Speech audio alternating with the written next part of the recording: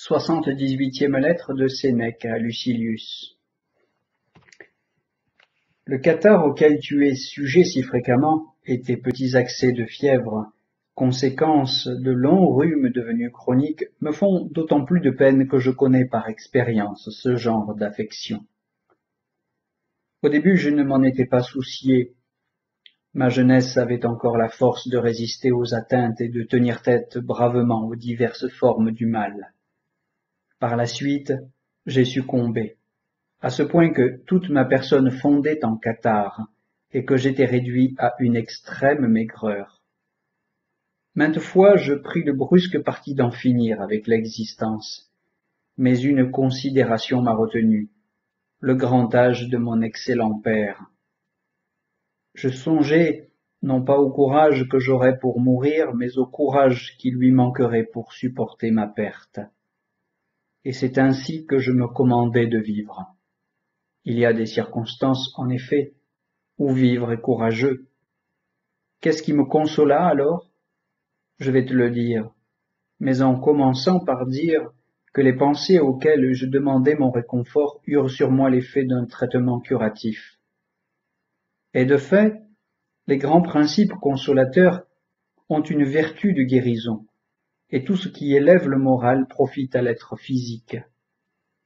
Ces études, qui nous sont chères, m'ont sauvé. Je porte au compte de la philosophie mon rétablissement et le retour de mes forces. Je lui dois la vie, et c'est envers elle ma moindre dette. Ce qui n'a pas peu contribué à ma guérison, ce sont les amis qui m'encourageaient, me veillaient, causaient avec moi et m'apportaient ainsi bien du soulagement. Oui, Lucilius, rien ne ranime et ne restaure un malade comme l'affection de ses amis. Rien ne retranche mieux de la pensée l'attente et l'appréhension de la mort. Je ne m'imaginais pas mourir, puisque je les laissais après moi. Il me semblait en vérité que je vivrais en eux, sinon avec eux. Je ne croyais pas rendre l'âme, mais la leur remettre en dépôt. Voilà ce qui m'a inspiré la volonté de m'aider moi-même et d'endurer toute espèce de souffrance. Autrement, ce serait une grande misère si, après avoir fait litière de la volonté de mourir, on n'avait pas la volonté de vivre. Et donc recours à ces remèdes. Le médecin te prescrira la mesure à observer dans tes promenades et dans tes exercices. Il te mettra en garde contre la tentation de ne point agir à quoi incline une santé languissante.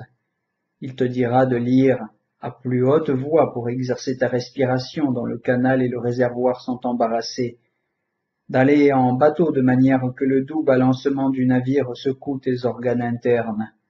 Il ordonnera d'user de tel aliment, d'avoir recours au vin comme fortifiant, ou d'en suspendre l'usage pour ne pas irriter la toux et l'exaspérer. Ce que je te prescris, moi, c'est le spécifique non seulement de ton mal actuel, mais de la vie entière. Méprise la mort. Rien n'est pénible dès qu'on n'est plus à portée de la craindre. Voici les trois aspects affligeants de toute maladie: la crainte de la mort, la douleur physique, l'interruption des plaisirs. Sur la mort, nous en avons dit assez, je n'ajoute qu'un mot. Ce n'est pas la maladie, c'est la nature qui nous menace. Que de gens dont la maladie a reculé la mort et dont le salut a tenu à ce qu'ils paraissaient mourants. Tu mourras parce que tu vis, non parce que tu es malade. Cette nécessité t'attend, même revenu à la santé. Quand tu seras guéri, ce n'est pas à la mort, c'est à la maladie que tu auras échappé. Arrivons à ce qui est proprement un inconvénient de la maladie, les violentes souffrances qu'elle comporte. Cependant leurs intervalles les rendent tolérables. Le paroxysme de la douleur en fait apparaître le terme. Qui souffre beaucoup ne souffre pas longtemps. La nature, dans sa grande sollicitude à notre égard, nous a conformés de manière que la douleur soit ou supportable ou de courte durée. Les douleurs les plus violentes ont pour siège les parties les plus maigres de l'organisme, nerfs, articulations, Bref, tout ce qu'il y a de ténu dans l'homme donne prise à la souffrance la plus cuisante quand il loge le mal dans son aire étroite. Mais très vite, ces parties s'engourdissent et par l'excès de la douleur même, s'insensibilisent à la douleur. Soit que l'esprit vital, détourné de son cours naturel, s'altère et perde cette vigueur agissante qui avertit nos sens, soit que l'humeur corrompue, n'ayant plus de débouché, reflue violemment sur elle-même et frappe d'insensibilité les régions où elle regorge. Ainsi la goutte aux pieds et aux mains, toutes les douleurs des vertèbres et des nerfs laissent du répit, lorsque la partie torturée ne réagit plus. Les premières pointes sont un tourment, à la longue, l'élancement s'amortit et la douleur s'arrête dans l'engourdissement.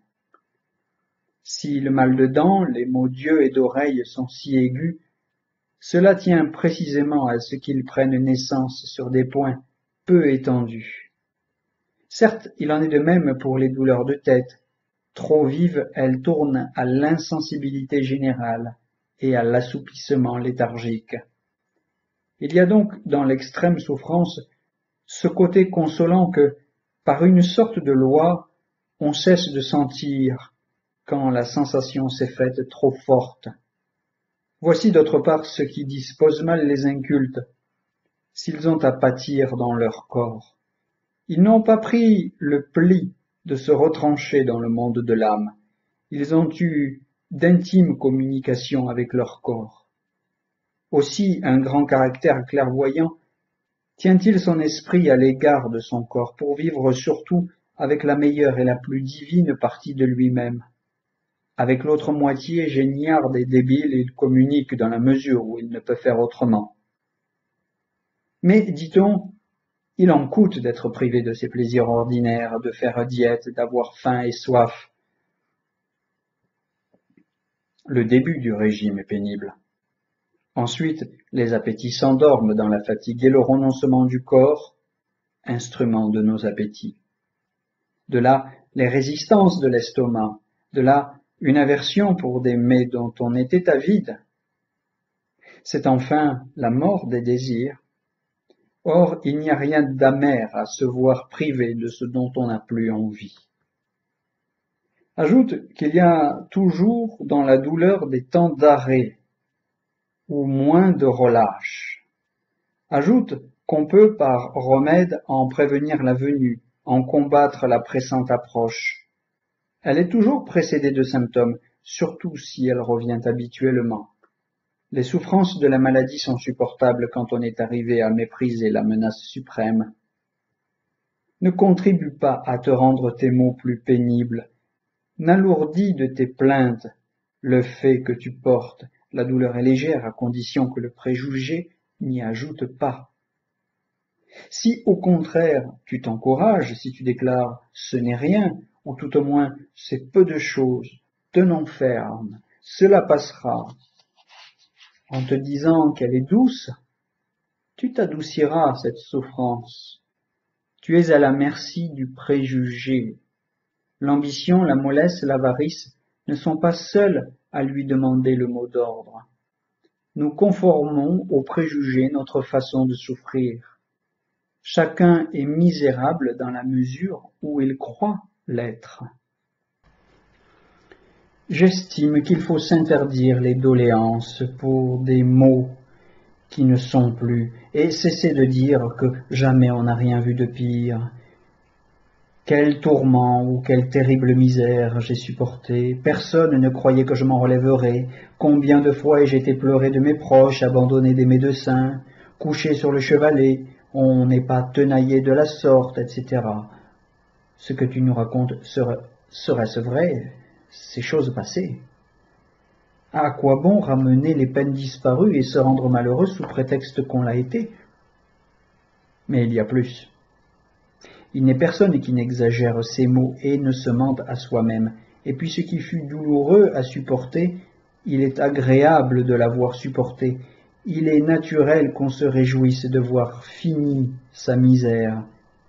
Ainsi extirpons ces deux faiblesses, crainte de l'avenir, rappel des disgrâces anciennes, ceci ne m'est plus rien, cela ne me touche pas encore. Au moment même où il est aux prises avec les difficultés, que chacun déclare, peut-être, un jour, même ses souvenirs auront leur charme, comme le dit Virgile.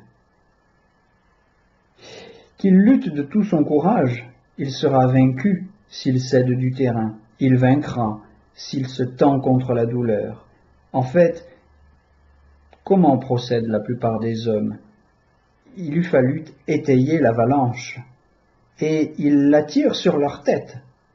Cette masse avance, menace ruine, pèse sur toi. Si tu te dérobes, elle suivra et fera pression plus lourdement. Mais si tu tiens ferme, si tu es décidé à la résistance, tu la refouleras. Que de coups les athlètes reçoivent au visage, sur le corps entier. Ils endurent, néanmoins, tous les tourments par amour de la gloire. Et s'ils déploient une telle endurance, ce n'est pas seulement parce qu'ils combattent, mais pour combattre. Leur entraînement même est un supplice. Nous aussi, sachons tout surmonter. Le prix de la victoire n'est pas une couronne, une palme ou la fanfare du trompette commandant le silence avant la proclamation de notre nom, mais la vertu, la fermeté d'âme, la paix pour toujours assurée, si une fois et quelques rencontres nous avons mis la fortune hors de combat. Mais je ressens une vive souffrance, diras-tu. Oh, dis-moi, cesses-tu de la sentir quand tu la supportes en femme? De même que l'ennemi fait du mal surtout aux fuyards, ainsi les disgrâces fortuites harcèlent davantage qui se dérobe et tourne le dos. Mais cela pèse, te plains-tu, et n'aurions-nous reçu la force que pour porter des charges légères? Qu'aimes-tu mieux, que la maladie soit longue ou violente et courte? Longue, elle a des intermittences, elle permet de reprendre haleine, elle fait grâce durant de longs moments. L'évolution en est immanquable, après une phase ascendante, période de déclin. Si elle est brève et précipitée, voici l'alternative, ou elle disparaîtra, ou elle me fera disparaître. Or, où est la différence? Qu'elle cesse d'être ou que je cesse d'être? Dans les deux cas, la souffrance atteint son terme. Il sera bon aussi de distraire son esprit vers d'autres pensées et de perdre de vue ses souffrances. Représente-toi les actes vertueux, les actes de courage que tu as accomplis. Repasse en toi-même les parties bien exécutées de ton rôle. Promène tes souvenirs de ci, de là, sur les grands traits qui t'ont semblé entre tous admirables. Évoque alors les personnages les plus courageux, ceux qui ont triomphé de la souffrance. Celui qui, tout en offrant ses varices au bistouri, poursuivit une lecture. Celui qui ne cessa de rire, malgré les raffinements de cruauté que les bourreaux irrités par la même épuisaient sur sa personne. La raison ne surmontera-t-elle pas la souffrance que le rire a surmontée? Maintenant, mets en avant toutes les affections que tu voudras, catarrhe, accès de toux violent et continu qui emporte des parcelles du poumon, fièvre qui répand le feu dans les organes, tourment de la soif, membres distordus par une déviation totale des articulations. Voici qui est pire, les flammes, le chevalet, les lames ardentes, le fer planté dans les plaies tuméfiées pour les raviver et les approfondir. Et pourtant, au milieu de ces tortures, un homme n'a pas gémi. Disons plus, il n'a pas fait la moindre prière. Disons plus, il n'a rien répondu. Disons plus, il a ri de tout son cœur. Après cela, n'as-tu pas la force de te moquer de la souffrance? Mais, dit-on, la maladie ne me permet de rien faire. Elle me retient loin de tous mes devoirs. Mais c'est ton corps qui est atteint. Non du même coup ton âme.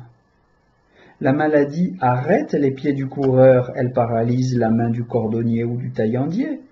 Mais si tu as coutume de faire emploi de ton esprit, tu continueras de conseiller, d'enseigner, d'écouter, d'apprendre, d'interroger, de te ressouvenir.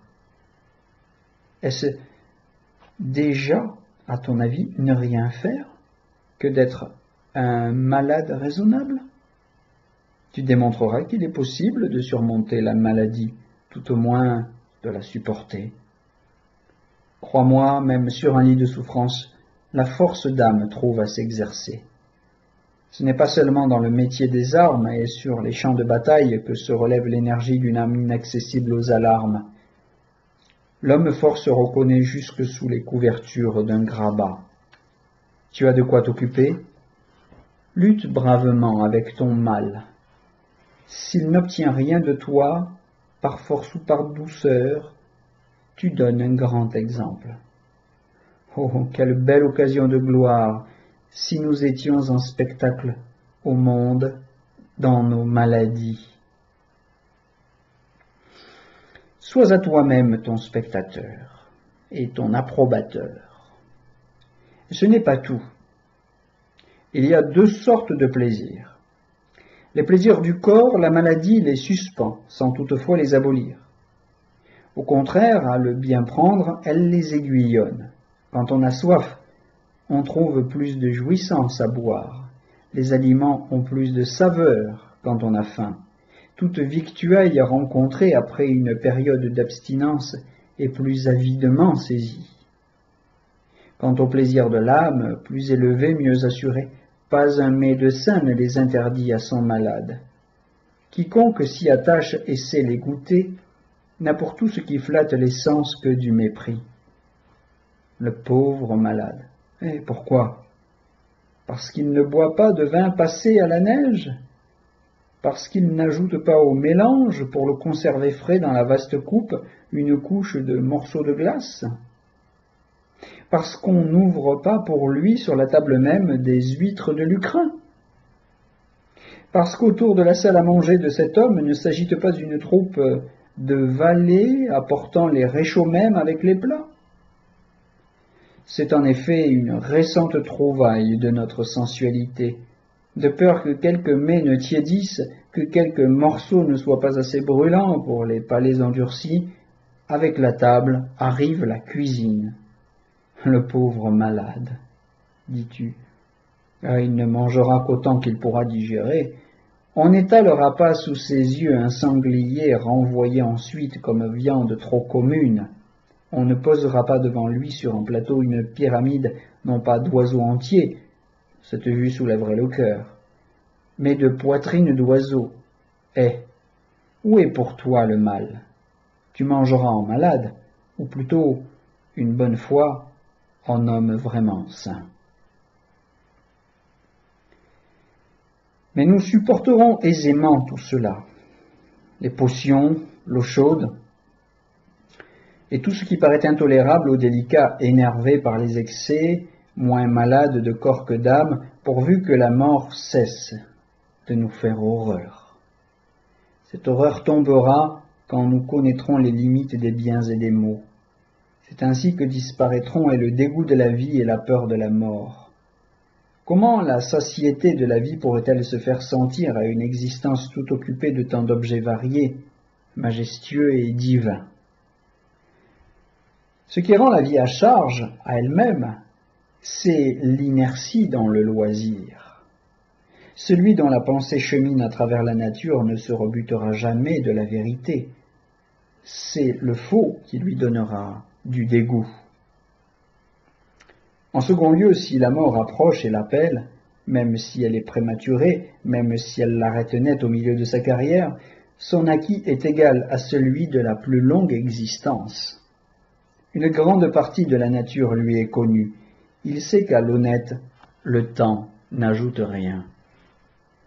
Il est fatal que cela trouve toujours la vie trop courte, qui la mesure à l'aune de plaisirs faux et par conséquent sans bornes. Fortifie-toi donc en ces réflexions et donne ton temps à notre correspondance. Un jour viendra qui nous rapprochera de nouveau et de nos pensées n'en fera qu'une. Quelle que doive être la durée de ces entretiens, nous la rendrons longue en l'utilisant bien. Une journée de l'homme éclairé, dit Posidonius, a plus d'étendue que la vie, si longue soit-elle, de l'ignorant. En attendant, attache-toi, accroche-toi à ce principe, ne pas céder aux rigueurs de la fortune, ne pas se fier à ses faveurs, ne jamais perdre de vue jusqu'où vont ses caprices, en se disant que tout ce qu'elle a le pouvoir de faire, elle le fera. Une épreuve à laquelle on s'attendait depuis longtemps s'abat moins lourdement.